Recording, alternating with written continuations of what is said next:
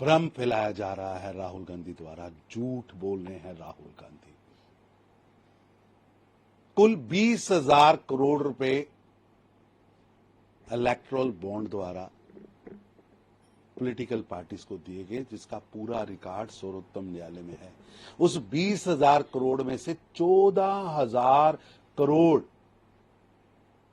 देश के विपक्षी दलों के पास है, जिसका नेतृत्व खुद राहुल गांधी कर रहे हैं। यानी स्कैम अगर है जबकि नहीं है, क्योंकि ये पैसा देश के सदन द्वारा बनाए गए कानून के मुताबिक देश के न्यायालय के पास जिसकी लिस्ट है, ये पैसा देश के सदन के द्वारा पारित कानून द्वारा ही कंपनियों ने पॉलिटिकल पार्टीज को दिया।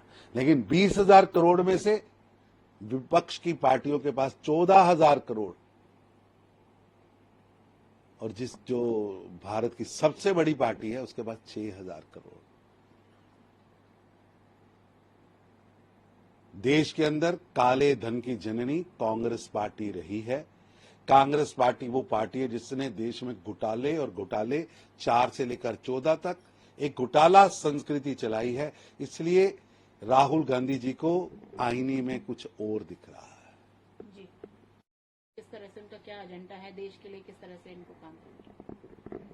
सदियों बाद एक दूरदृष्टा नेता जो देश को आगे कैसे लेके जाना है, 1-2 दिन 4 दिन की योजना नहीं, 25 वर्ष, कम से कम 50 वर्ष, 100 वर्ष, भारत की प्रगति का माइलस्टोन पहला 25 वर्ष बाद होना चाहिए। इस सोच को लेकर जो आगे बढ़े हैं, जिन्होंने 2047 के आजादी के 100 वर्ष पूरे होने का एक टारगेट भारत के नागरिकों के रखा है।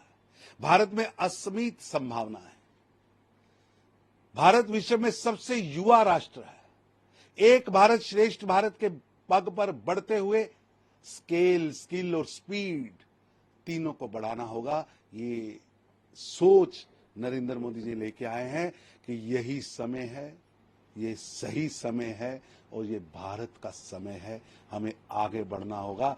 देश की चारों जातियां, गरीब, अन्नदाता, युवा व महिला मिलकर भारत की तकदीर लिखेंगे।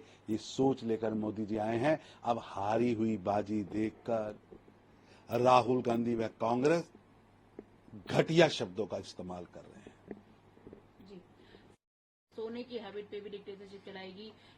ऐसा ही रहा तो जल्दी जो है बीजेपी लागू कर देगी कि आपको सुबह की चाय में गौमूत्र पीना है और दोपहर के लंच में। हम 10 साल से सत्ता में मोदी जी हैं, उससे पहले भी 6 साल रहे।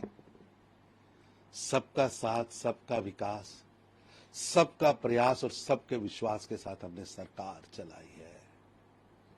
लेकिन आपको तो जय श्री राम कहने पे आप जेल में भेज देते हो। और हमारी सोच तो है कि भारत का कंकर कंकर शंकर है। हम कभी खून खराबे की बात नहीं करते। लेकिन आपको आतंकवादी अच्छे लगते हैं, बांग्लादेशी घुसपैठियों से एक अलग तरह का लगाव है, भारत की प्रगति रोकना चाहते हैं। देश के अंदर सनातन वीरों का अपमान, देश का अपमान, हिंदुत्व का अपमान, ये आदत बन गई है।